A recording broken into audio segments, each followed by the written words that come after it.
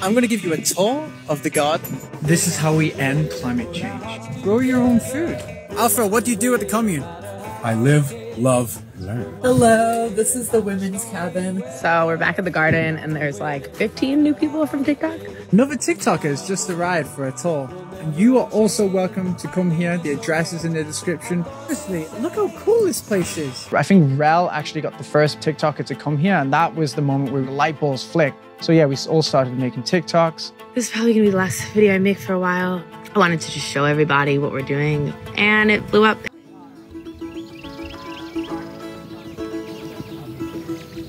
The garden is an off-grid, intentional community. It is one of the most truly egalitarian, intentional communities that I've ever found. Take me back to Tennessee where the garden is sure to grow. Day to day in the garden is lots of gardening, lots of cooking, lots of experimenting with different building methods. So this is going to be a compost toilet, and we're building the foundational wall, which will also be the container for the poop. The garden has been around for almost 13 years.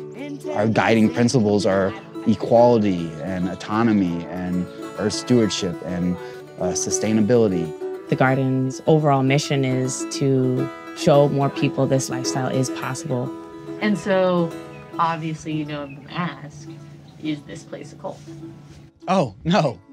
I mean, of course, like that's what a cult would say.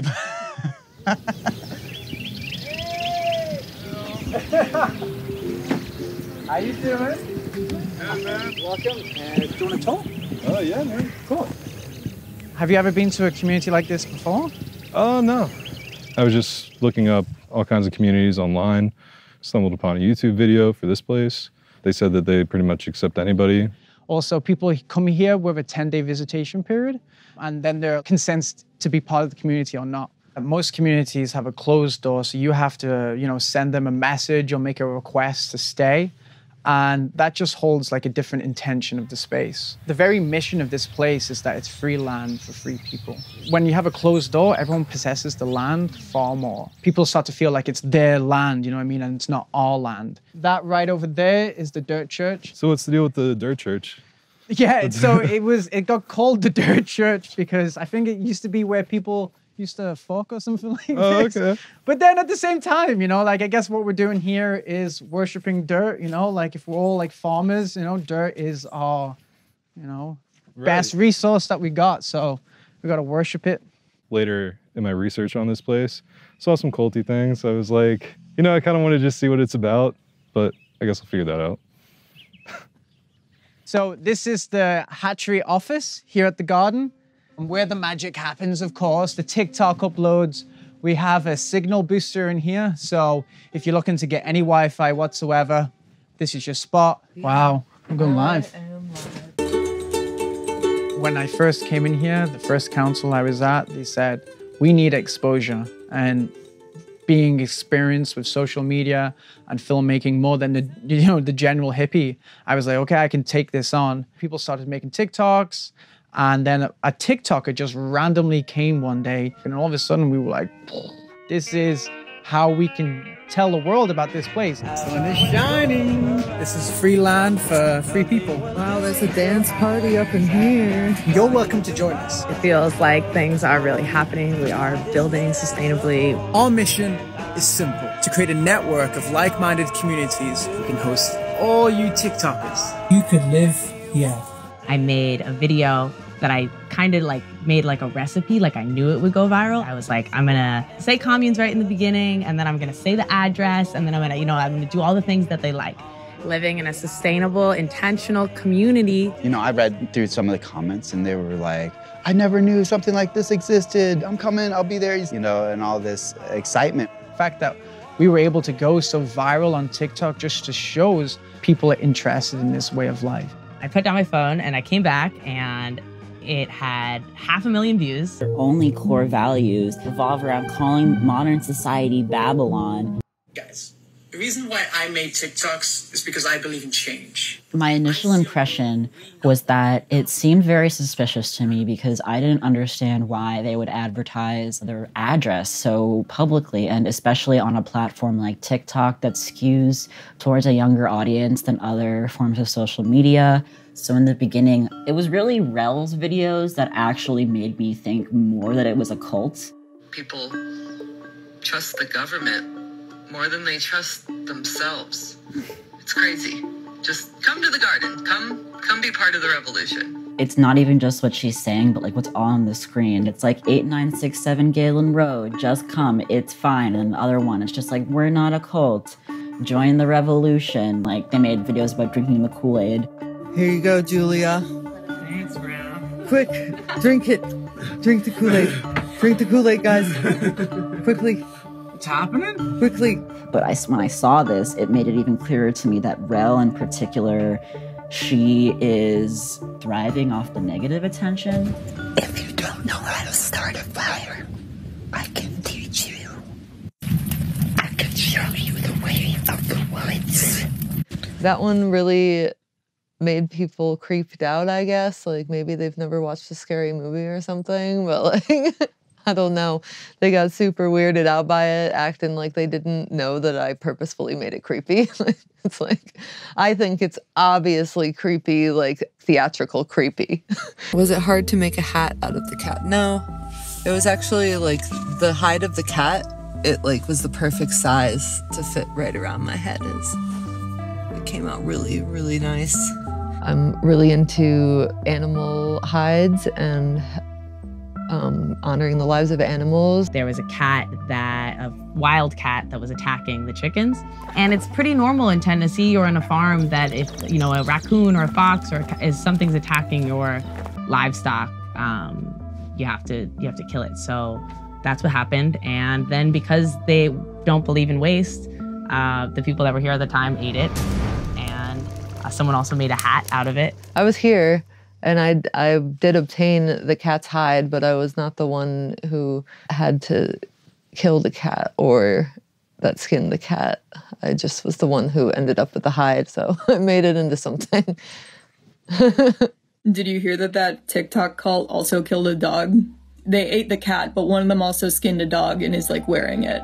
This is my dog's tail. See? He's still wagging his tail, guys. He's still a happy boy. One of the animals that I honored the life of was my dog when he got hit and killed by a truck. And I just thought it was the most sentimental and loving thing you could do. And I made the skirt. It's actually right here. And he's still just as soft as he was. So sometimes people, when I mention that I don't see races, I don't see genders, I don't look at people like that. Some people tell me that that is a white privileged thing for me to say.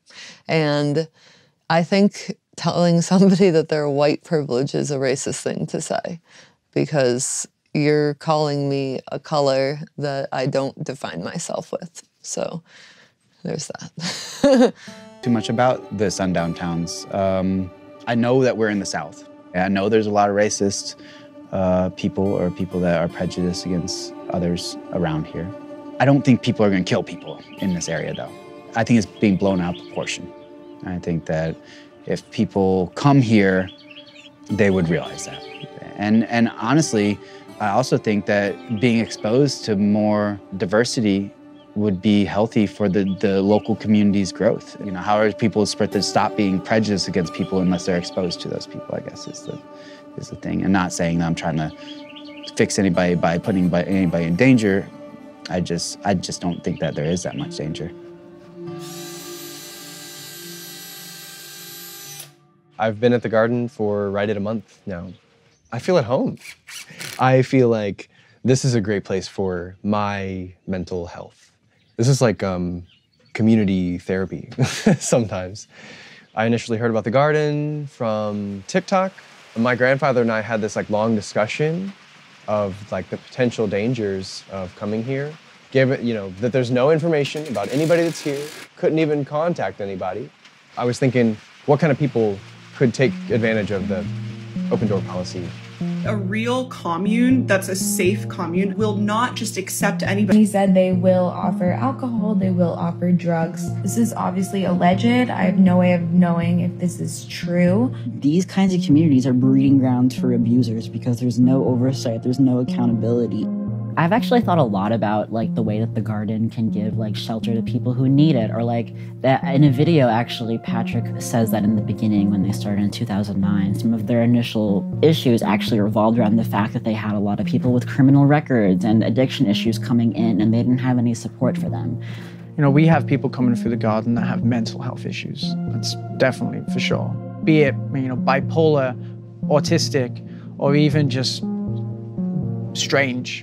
And being in that energy in such a tight space, I mean, it can be a lot, you know? You can't provide a supportive environment if it's just like anybody can come without you knowing anything about them, and the only way you find out things about them is once they're already there. We've always had an open door, and we have natural intuition, and our human instinct tells us when somebody is not okay, and we ask them to leave when we get that feeling. In terms of safety, we have a different way of organizing. So people are used to things like background checks, but then, you know, there also can always be a first time that somebody ever does something or things like that, you know? So I think all of society takes on that risk anytime that you trust anyone. Yeah, that's how you do it. That's how you do it. That's Get strong.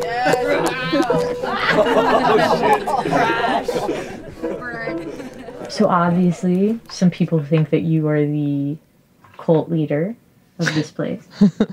I have a really loud personality, so I could see how people could mistake me for a leader of a group.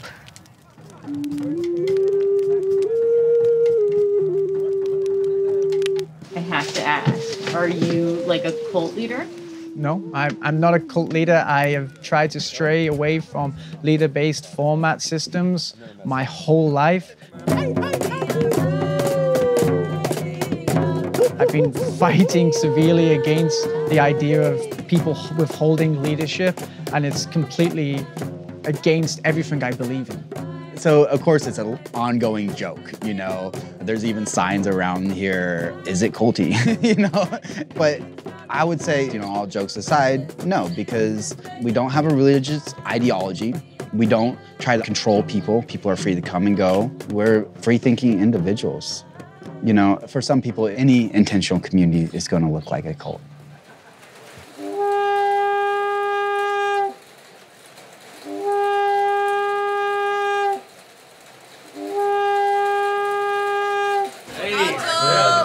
So every week we have 2 different councils on typically Wednesdays and Sundays.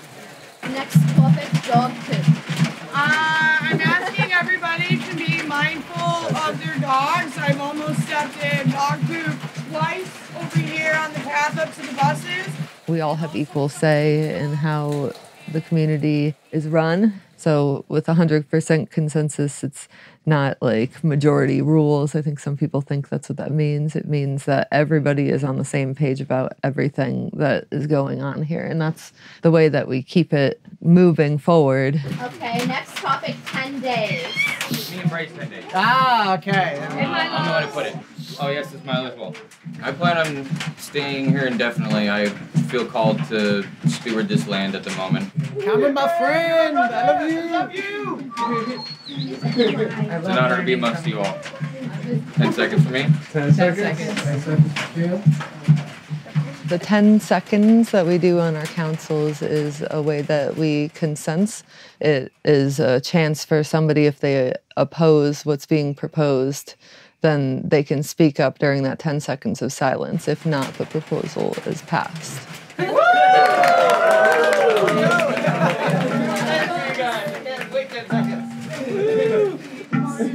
Okay, next topic is TikTok heat. So I put that on the list. As everybody here knows, we kind of brought this lifestyle and what we're doing here to the TikTok world, you know, and we've tried to share it with people. The Animal Protection Agency, or whatever they're called, came here and were questioning us about the cat. He left knowing we didn't do anything illegal, that we're fine and that we're a farm. And also the Child Protective Agency came and they had been watching my TikToks for weeks beforehand and loved them. They even wanted my signature and things like this. And it was pretty weird, but like, it was cool. And they could also see, you know, that we are not ill intent people. We're changing the consensus that we can TikTok about the garden, but we cannot explicitly invite people here. Is that what we're feeling? I propose that it is okay for people to make TikTok videos about the garden, about what goes on at the garden, about the people of the garden, but it's to no longer post things that are known to be controversial, and to no longer post TikTok videos inviting people to the garden or sharing the address. 10 seconds. 10 seconds.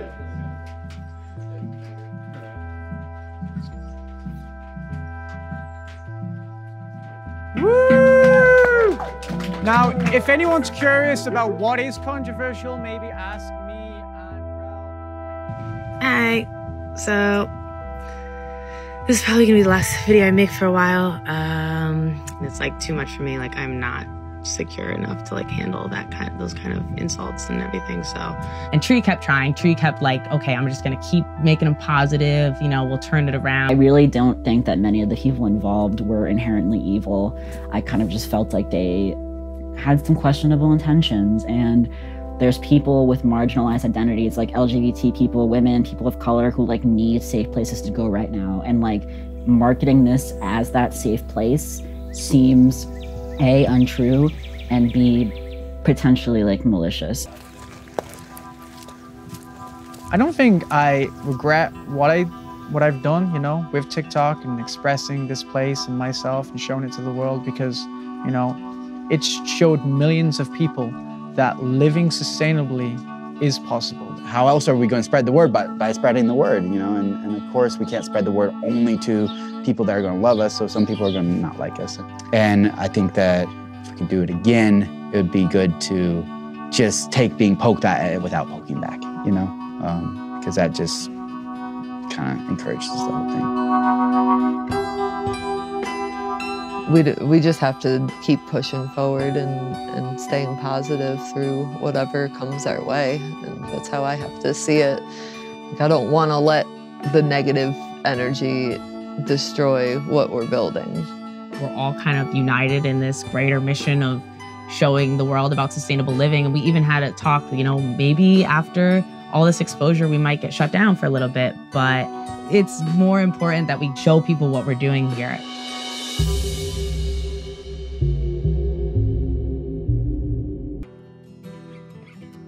I don't know if the garden is going to be back open. I don't know if things will ever be the same.